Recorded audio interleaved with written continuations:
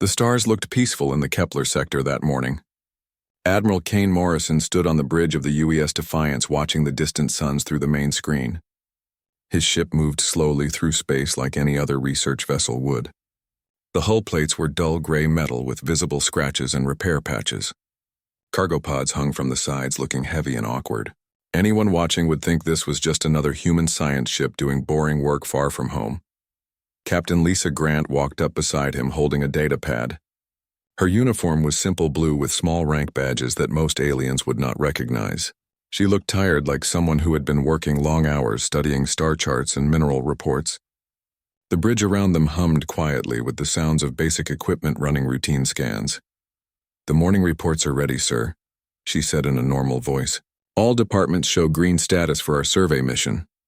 Morrison nodded and took the pad. To anyone listening, their conversation sounded completely ordinary. Two humans discussing their peaceful work in empty space. Nothing important or threatening at all. The datapad showed star maps and mineral density readings that would bore most military officers to sleep. Commander Jake Sullivan sat at the tactical station, running what looked like simple navigation checks. His console showed basic sensor sweeps and course plotting programs. Nothing that would concern any passing patrol ships. He was a big man with steady hands who moved like someone comfortable with routine work rather than combat situations. The ship continued its slow path between two small planets. Its engines put out the low energy signature typical of civilian vessels trying to save fuel on long journeys. The communication arrays were standard commercial models that could barely reach beyond the local system. Everything about the UES Defiance screamed harmless and unimportant. Science Officer Ryan Clark worked at his station cataloging the readings from their current position. His screen showed rock samples and atmospheric data from the nearby worlds. Boring stuff that only researchers would care about. He occasionally called out mineral concentrations or gravitational measurements to his assistants who dutifully recorded everything in their logs. Chief Engineer Megan Torres checked her displays in the engine room below. Her readouts showed normal power levels and standard maintenance schedules. The fusion reactors hummed along at minimum necessary output. The ship's systems drew just enough energy to keep life support comfortable and sensors working. Nothing suggested this vessel could do anything more exciting than collecting space rocks. Hours passed with nothing but routine work and quiet conversations. The crew moved about their duties like any group of scientists and support staff on a long mission, far from civilization. They analyzed data, maintained equipment, and prepared meals in the small galley. Everything looked normal and peaceful. Then the proximity alarm started beeping softly on Sullivan's console. He looked up from his routine checks with mild interest rather than concern. Long-range sensors had detected multiple ships approaching from the direction of the galactic core. The energy signatures suggested military vessels, but that was not unusual in this part of space. "Captain," Sullivan called out in a calm voice, "we have incoming vessels. Configuration suggests Imperial Fleet units, 12 ships total with Dreadnought-class signatures." Grant walked over to look at his displays. The approaching ships were massive compared to their little research vessel. Each Imperial Dreadnought was over 2 kilometers long with enough firepower to crack planets. The fleet formation looked professional and confident. As it moved toward their position, "How long until they reach us?" she asked without any sign of worry in her voice. "Approximately 30 minutes at their current speed," Sullivan replied while making notes in his log. "They appear to be on a standard patrol route through this sector." Morrison continued studying his data pad, as if the approaching warships were no more interesting than the morning weather report. Around the bridge, other crew members went about their normal tasks. A few glanced at the tactical display, but no one seemed concerned about 12 alien battleships heading straight for them. The Imperial fleet maintained perfect formation as it closed the distance. These were ships of the Galactic Empire, the dominant force in this part of the galaxy. Their hulls gleamed with polished metal and energy weapons that could destroy cities. The lead vessel was the INV Dominance, flagship of Supreme Commander Vexthari of the Zelani species. On the bridge of the Dominance, Vexthari studied the small human ship with mild curiosity. His 4 eyes focused on the tactical display while his scaled hands operated the control interface. The Zelani were proud warriors who had conquered dozens of worlds for the Empire. This lone vessel looked like easy prey. Communications, he ordered in the harsh clicking language of his people, Establish contact with that primitive craft. Inform them they are in Imperial space without authorization. The human ship responded immediately when hailed. Captain Grant appeared on the main screen looking professional but not intimidated. Her image was clear and her translator worked perfectly as she spoke in standard galactic common tongue. "Greetings, Imperial Fleet," she said politely. "This is Captain Grant of the human research vessel Defiance. We are conducting authorized scientific surveys in this sector under the terms of the Galactic Commerce Agreement. Our permits are current and properly filed with Imperial authorities." Vexithari found her calm manner amusing. Most species showed proper fear when confronted by Imperial dreadnoughts. These humans seemed either very brave or very foolish. He decided they were probably just too primitive to understand their situation. "Human vessel," he replied with authority in his voice. "Your presence here is inconvenient to Imperial operations. You will prepare to be escorted to the nearest Imperial station for processing." Grant nodded as if this was a reasonable request. "We understand, Commander. However, I must respectfully request that your ships maintain a minimum distance of 50 kilometers from our vessel during escort operations. Our research equipment is sensitive to electromagnetic interference from military-grade power systems." The Zalani commander's crest flared with amusement. This small craft was making requests of the Imperial fleet as if it had any bargaining power. The audacity was almost entertaining. His officers clicked their approval at the humor of the situation. "Your request is noted, human," Vexithari said with barely concealed laughter. "We will approach as close as necessary to ensure compliance with Imperial directives." The 12 dreadnoughts moved into an encirclement pattern around the lone human ship. Their massive hulls blocked out the starlight as they closed to within 10 kilometers. Weapon ports glowed with charging energy while tractor beam emitters prepared to lock onto their target. On the Defiance bridge, Morrison finally looked up from his datapad and smiled slightly. "Well then," he said quietly to Grant. "I suppose it's time to get to work." The Imperial dreadnoughts moved closer to the human vessel with confident precision. Supreme Commander Vexthari watched from his command throne as his ships took position around the small craft. The humans had stopped their research work and were clearly preparing to surrender. This would be another easy victory for the Empire. But something strange began happening on the sensor displays. The human ship was generating unusual energy readings that did not match their supposed primitive technology. Science Officer Ryan Clark sat at his station running what the Imperial sensors interpreted as final system checks before shutdown. His fingers moved across controls that looked simple but were doing something unexpected. "Commander," called the Zalani sensor operator from his station. "The human vessel is showing power fluctuations beyond normal parameters for their ship class." Vexithari dismissed the report with a wave of his scaled hand. "Probably their inferior technology failing under stress. Continue the approach." On the Defiance bridge, Chief Engineer Megan Torres spoke quietly into her communication device. "Engineering to all stations. Beginning primary system activation. All personnel prepare for combat configuration." Her words sounded routine, but they triggered a complete transformation throughout the ship. In the engine room below, massive power cores that had been running at minimal output suddenly roared to life. The fusion reactors that appeared outdated were actually advanced hybrid systems, capable of energy production far beyond Imperial estimates. The cargo pods attached to the ship's hull began to shift and reconfigure. What looked like research equipment and supply containers split open to reveal weapon systems and defensive arrays. Particle beam cannons emerged from hidden compartments while shield generators powered up with a deep humming sound that vibrated through the ship's structure. Captain Lisa Grant stood calmly on the bridge watching the tactical display. The 12 Imperial ships had moved to within 8 kilometers and were preparing boarding procedures. Their commanders expected the humans to shut down weapons and surrender like every other minor species they had encountered. "All stations report ready," Sullivan announced from his tactical console. The display in front of him no longer showed basic navigation tools. Instead, advanced targeting systems and weapon control interfaces had activated. His station now resembled the command center of a warship rather than a research vessel. The external hull of the Defiance underwent dramatic changes as armor plating shifted to reveal sensor, arrays, and communication equipment. The ship's true size became apparent as sections that appeared to be external storage expanded into proper hull extensions. What had looked like a small research craft was actually a mid-sized battlecruiser, disguised with false exterior components. Admiral Morrison stepped forward and activated the main communication system. His voice reached every Imperial ship in the area as he spoke, with calm authority that contrasted sharply with his earlier casual manner. Imperial Fleet, this is Admiral Kane Morrison commanding the United Earth ship Defiance.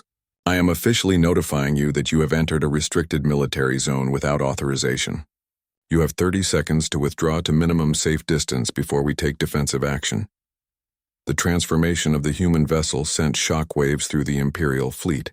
Fexthari stared at his tactical display in disbelief as the small research ship revealed itself as a heavily armed warship with technology readings that exceeded anything in the Imperial database. How is this possible?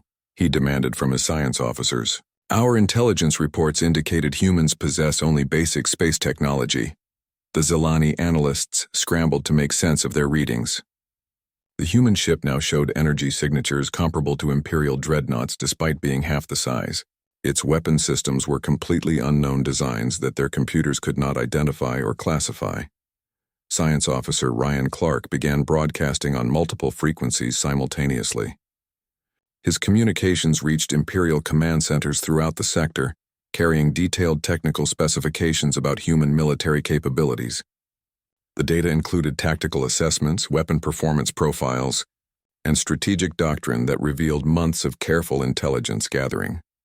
Supreme Commander, his communications officer, reported with growing alarm. The humans have been monitoring our fleet movements for the past 6 months. They know our patrol routes, our standard procedures, and our response protocols. Fexthari realized with growing horror that every interaction between the Empire and humanity had been carefully orchestrated. The humans had presented themselves as a peaceful, research-focused species, while secretly studying Imperial military operations. Every diplomatic contact and trade negotiation had been an intelligence-gathering mission. Captain Grant activated additional communication channels and began speaking to other vessels throughout the sector. Her calls were answered by ships that had appeared on sensors as merchant vessels and civilian transports. One by one, these craft began revealing their true nature as military units that had been positioned strategically throughout the region. The UES Retribution dropped its disguise as a cargo hauler and revealed advanced stealth systems that had kept it hidden from Imperial sensors. Captain Alex Parker reported his ship ready for combat operations while his crew activated weapon systems that had been concealed within fake shipping. Containers Commander Jake Sullivan coordinated with the other human commanders as more ships joined the network. The UES Vengeance had been operating as a diplomatic courier, but was actually a fast attack vessel with experimental weapons. Captain Nicole Hayes confirmed her readiness to engage. While her ship's true capabilities came online, the carrier UES Liberty had spent weeks disguised as a mobile research station conducting surveys near the edge of the sector. Captain Ben Rogers now launched fighter squadrons that emerged from what Imperial observers had assumed were laboratory modules and equipment storage areas. Thari watched his tactical display fill with human military vessels that had been invisible until they chose to reveal themselves. The Empire had walked into a carefully prepared trap set by an enemy they had completely underestimated. The humans had used their reputation for peaceful scientific curiosity to mask a military operation of impressive scope and planning. All ships withdraw immediately, he ordered his fleet. Establish defensive perimeter at maximum weapons range. But the Imperial dreadnoughts found themselves surrounded by human vessels that had been patiently waiting for exactly this moment. The Defiance and her sister ships moved with precision that spoke of extensive training and preparation. Their formation tactics were unlike anything in Imperial military doctrine. Morrison opened a final communication channel to address the Imperial commander directly. His words carried the weight of absolute confidence as he spoke. To an enemy who now understood, they had made a terrible mistake, Commander. Fexthari, he said, using the Ceylani's name to demonstrate how thoroughly the humans had studied their opponents. Your empire has operated under the assumption that military superiority comes from having the biggest ships and the most powerful weapons. We would like to introduce you to an alternative philosophy that has served humanity well throughout our history. The Admiral paused while his weapon systems achieved full targeting. Lock on every Imperial vessel simultaneously. We call it strategic deception. Supreme Commander Vexathari stared at his tactical display in growing panic as more human vessels revealed themselves throughout the sector. What had seemed like a routine patrol mission was turning into a nightmare. The Empire's most experienced fleet was surrounded by an enemy they knew nothing about, using tactics they had never encountered. Before Admiral Morrison coordinated his forces with calm precision that impressed even his own officers. The human fleet had been positioned perfectly to control every escape route from the sector. Years of careful planning and intelligence gathering were paying off as the trap closed around the Imperial ships. Commander Jake Sullivan opened communication links to the other human vessels scattered throughout the region. Captain Alex Parker of the UES Retribution reported his position near the asteroid belt where his ship could use the rocky debris for cover. His vessel specialized in hit-and-run attacks that would confuse larger ships trying to target him. The UES Vengeance, commanded by Captain Nicole Hayes, had been hiding behind the gravity shadow of a gas giant. Her ship carried experimental weapons that could disrupt Imperial shield systems in ways their engineers had never considered possible. The Empire's defensive technology was designed to stop known threats, but humans had developed entirely new approaches to warfare. Captain Ben Rogers of the carrier UES Liberty launched his fighter squadrons with orders to demonstrate human pilot capabilities. The small craft moved through space with impossible agility as they performed maneuvers that would kill pilots from most other species. Human reflexes and endurance allowed them to withstand acceleration, forces that were beyond Imperial physical limits. Lieutenant Commander Rachel Stone led the first wave of fighters in a display of aerial combat that stunned the Imperial observers. Her pilots flew their craft like extensions of their own bodies, weaving between the massive dreadnoughts with precision that seemed reckless but was actually carefully calculated. They had trained for years in Earth's dangerous atmosphere, where split-second reactions meant the difference between life and death. The human fighters did not attack the Imperial ships directly. Instead, they deployed electronic warfare packages that interfered with Imperial communication systems and sensor networks. The massive dreadnoughts found themselves partially blind and unable to coordinate their defensive actions. Effectively, Vexathari tried to order his fleet into standard battle formation, but his ships were having difficulty receiving and transmitting orders.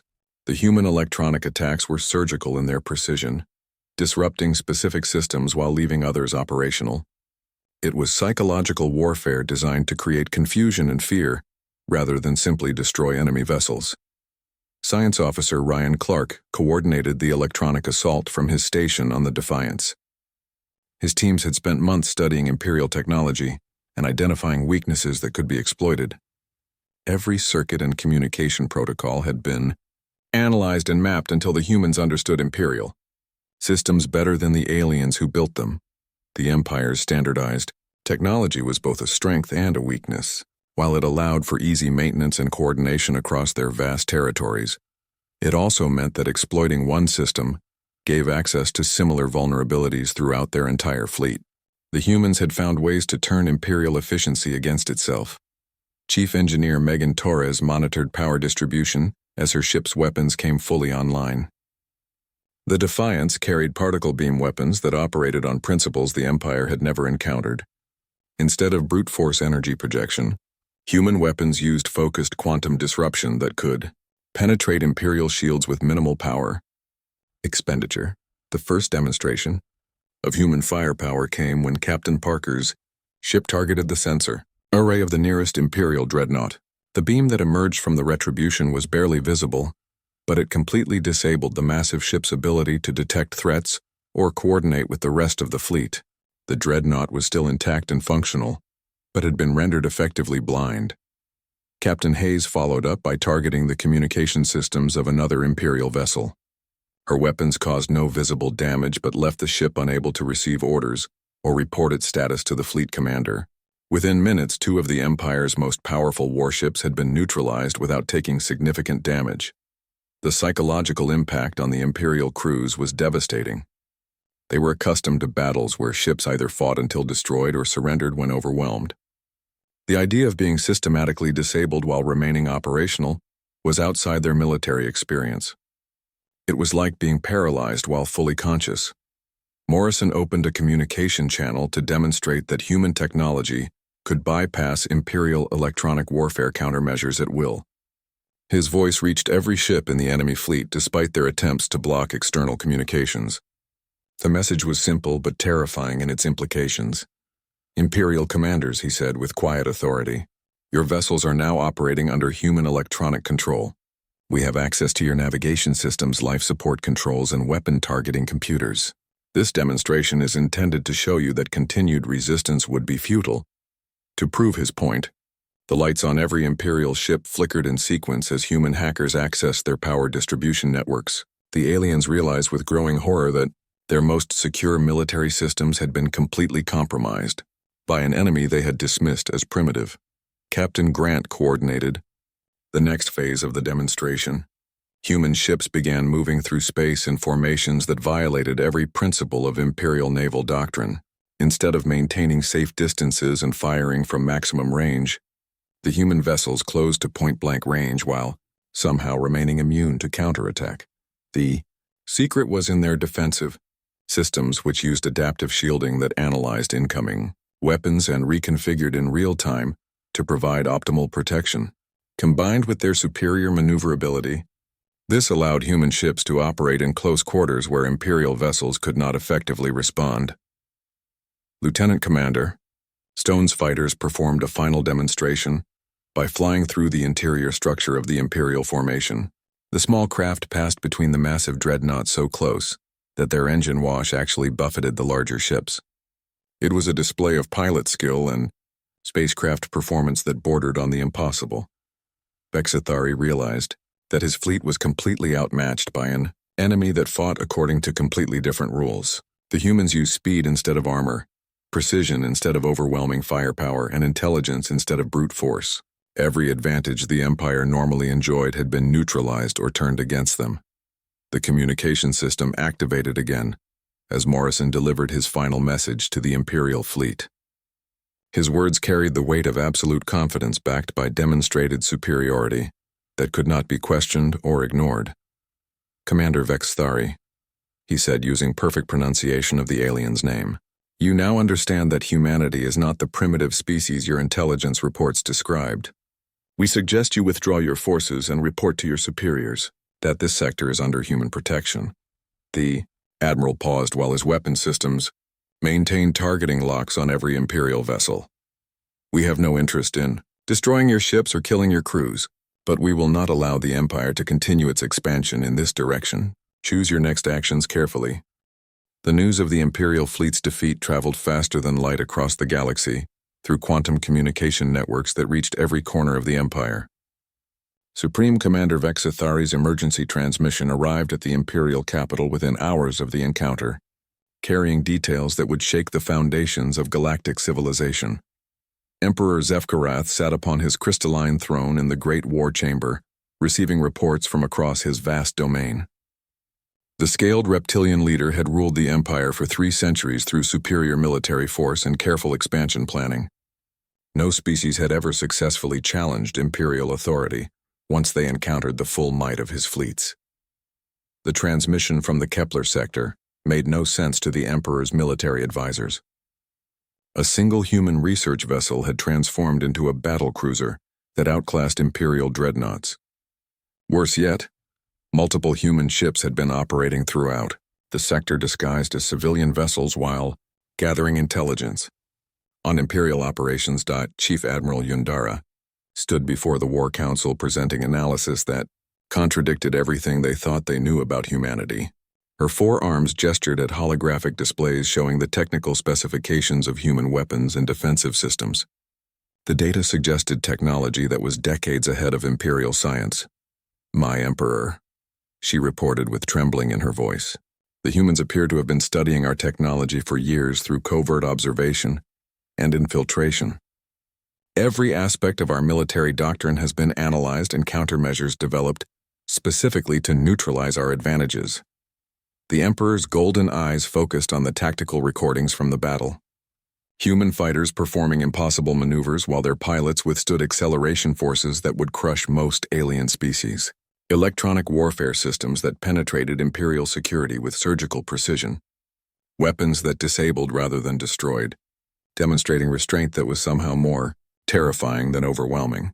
Violence intelligence reports flooded in from across the Empire as security services began investigating human activities on Imperial worlds. The findings were disturbing beyond belief. Humans had been present on dozens of planets disguised as traders, diplomats, scholars, and tourists. Every major Imperial facility had been visited by humans who appeared friendly and harmless while secretly gathering information. Director Kex Miran of Imperial Intelligence presented evidence that human operatives had accessed classified military databases, mapped defensive installations, and recorded fleet movement patterns. The humans had built a comprehensive intelligence network that gave them detailed knowledge of Imperial capabilities and vulnerabilities. The humans call it open-source intelligence gathering. Kex Miran explained to the stunned War Council. They collect information from public sources, casual conversations, and routine observations. Over time, this creates a complete picture of our operations without triggering security protocols. What frightened the Imperial leadership most was the realization that humanity's approach to warfare was completely alien to their thinking. The Empire conquered through overwhelming force and technological superiority. Humans won through patience, preparation, and understanding. Their enemies better than those enemies understood themselves, Commander Torres had explained human military philosophy to her captured Imperial counterparts during the brief detention of their ships. Humans learned warfare through thousands of years of conflict on a dangerous world, where survival required adaptability and intelligence rather than just strength. Every human tactical doctrine was built around the assumption that enemies would be larger and more powerful. The psychological impact on Imperial forces throughout the galaxy was immediate and devastating.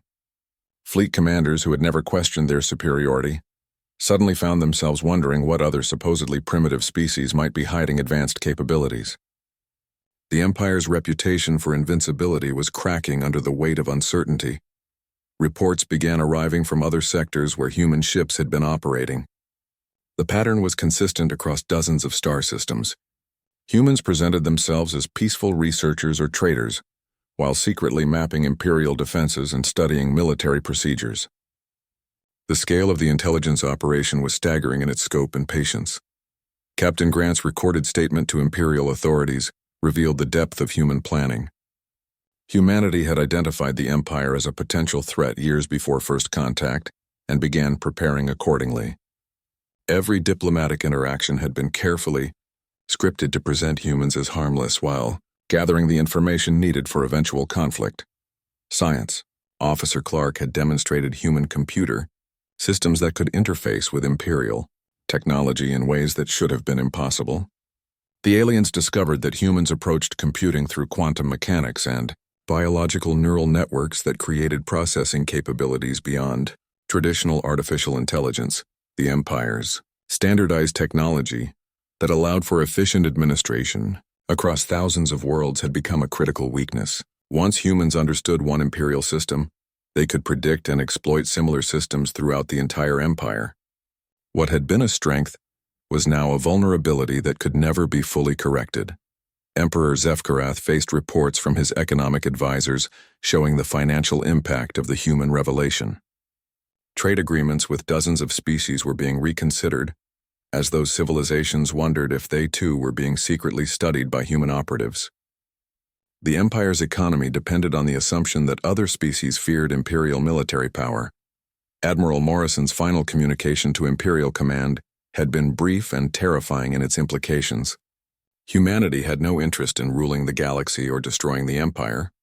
They simply would not allow continued Imperial expansion in their direction. The humans were content to remain in their own territory, while ensuring their neighbors remained free from conquest. The strategic implications were overwhelming for Imperial planners. The Empire's expansion had been stopped not by military defeat, but by the presence of an enemy that made expansion impossible. Human fleets would appear wherever Imperial forces gathered, disrupting operations and protecting species that had been marked for conquest. Director Kex Miran presented his assessment of human capabilities based on all available intelligence. The humans possessed faster-than-light drives that left no detectable signature, allowing their ships to appear anywhere without warning. Their manufacturing capability could produce advanced warships disguised as civilian vessels. Most importantly, they had demonstrated the patience to plan operations that spanned years or decades. The War Council faced an impossible situation. Direct military confrontation with humanity had proven disastrous for Imperial forces. Economic warfare was pointless against a species that appeared completely self-sufficient. Diplomatic pressure had no effect on humans, who had been manipulating Imperial diplomacy from the beginning. Chief Admiral Yundara presented the most disturbing conclusion from her analysis of the Kepler sector engagement. The humans had not used their full capabilities during the confrontation. The weapons they displayed, the tactics they employed, and the technology they revealed were clearly intended as a demonstration rather than a serious military effort. "My Emperor," she concluded with barely controlled fear in her voice, "if what we witnessed was merely a warning, then we have no concept of what humanity might do if they considered us a serious threat." The Emperor stared at the tactical displays showing human ship positions throughout Imperial space. The humans were everywhere, watching and waiting with the patience of predators who knew their prey had no escape. The Galactic Council chamber had never seen such tension in its 1,000-year history. Representatives from hundreds of species gathered on the neutral station, orbiting the ancient world of Nexus Prime, to witness what many believed would be the end of Imperial expansion. Captain Lisa Grant stood at the central podium, no longer disguised as a simple research officer, but revealed as a senior military strategist. Her uniform now displayed the true insignia of the United Earth Naval Command, with rank indicators that marked her as one of humanity's most experienced combat officers. The assembled aliens studied her with mixture of curiosity and fear as she prepared to address the galaxy's most powerful political body. Emperor Zefkarath sat in his ceremonial armor, surrounded by his personal guard. The reptilian ruler who had conquered countless worlds now faced an enemy that threatened everything he had built. His golden eyes watched the human representative with careful attention, while his advisors whispered urgent counsel in his ear. Admiral Morrison entered the chamber accompanied by a full diplomatic escort that included representatives from Earth's various military branches. The humans moved with quiet confidence that spoke of absolute certainty in their position. They were no longer pretending to be a minor species seeking accommodation from their betters. Grant activated the chamber's holographic display system to show tactical recordings from the Kepler sector engagement. The assembled representatives watched in stunned silence as Imperial dreadnoughts were systematically neutralized by human forces using technology and tactics that defied conventional understanding. Honored delegates, she began in perfect galactic standard that carried no trace of uncertainty or deference. Humanity appears before this council not as supplicants seeking protection, but as guardians announcing our intention to preserve the freedom of this galaxy's smaller civilizations. The word sent shockwaves through the assembled representatives. Most species came before the council to request Imperial protection or negotiate terms of surrender. No one had ever claimed the authority to protect others from the Empire's expansion. Science Officer Ryan Clark presented detailed analysis of Imperial military capabilities that demonstrated how thoroughly humans had studied their opponents. Every weapon system, defensive measure, and tactical doctrine had been catalogued and analyzed until humanity understood Imperial forces better than they understood themselves. The evidence showed years of patient intelligence gathering, conducted by human operatives who had infiltrated Imperial society at every level. Trade missions, diplomatic exchanges, and cultural visits had all been carefully orchestrated to gather the information needed for eventual confrontation. Chief Engineer Megan Torres displayed technical specifications for human military technology that revealed capabilities far beyond what any species had achieved. Quantum processing systems that could hack Imperial computers in real time, adaptive shielding that reconfigured itself to counter incoming weapons, faster than light drives that left no detectable signature. The assembled delegates began to understand that humanity possessed not just superior technology, but an entirely different approach to warfare. While other species built bigger ships and more powerful weapons, humans had developed elegant solutions that maximized efficiency and effectiveness. Commander Jake Sullivan presented strategic analysis showing how human forces had been positioned throughout Imperial space for months before the Kepler sector engagement. Disguised ships had taken positions near every major Imperial facility, while intelligence operatives mapped defensive installations and monitored fleet movements. The scope of the operation was staggering in its ambition and execution. Humanity had prepared for galactic warfare while maintaining the appearance of a peaceful species, interested only in scientific research and cultural exchange. The deception had been so complete that Imperial intelligence services had classified humans as harmless. Captain Grant delivered the central message that would reshape galactic politics. Humanity was establishing a protection zone that encompassed dozens of star systems currently threatened by Imperial expansion. Any attempt to conquer or subjugate species within this zone would be met by human military intervention. The Empire has operated under the assumption that might makes right, she stated while looking directly at Emperor Zefkarath. We propose an alternative philosophy that has guided human civilization for centuries. Those who cannot defend themselves deserve protection from those who would exploit their weakness. The Emperor faced an impossible choice that would define the future of his civilization. Direct confrontation with humanity had proven disastrous for Imperial forces. Continued expansion was impossible with human fleets positioned to intervene anywhere Imperial forces gathered. Accepting human terms meant acknowledging a species he had considered inferior as his equal or perhaps his superior. Admiral Morrison stepped forward to present the final terms of what he called the Galactic Peace Accord. The Empire would cease all expansion activities in the protected zone and withdraw forces from worlds conquered within the past 50 years. In exchange, humanity would not interfere with Imperial administration of existing territories or internal affairs. The terms were surprisingly generous considering humanity's demonstrated military superiority. The humans could have demanded tribute or territory, but instead requested only that the Empire stop conquering its neighbors. It was restraint that confused Imperial thinking while terrifying them with its implications. Director Kex Miran of Imperial Intelligence presented his final assessment to the Emperor during a brief recess. Human forces were positioned throughout Imperial space with the capability to strike any target without warning. Their technology could disable Imperial infrastructure without causing casualties, making resistance pointless while demonstrating mercy that was somehow more frightening than destruction. The psychological impact on Imperial society was already visible as reports arrived from across the Empire. Subject species that had accepted conquest as inevitable were beginning to question Imperial authority.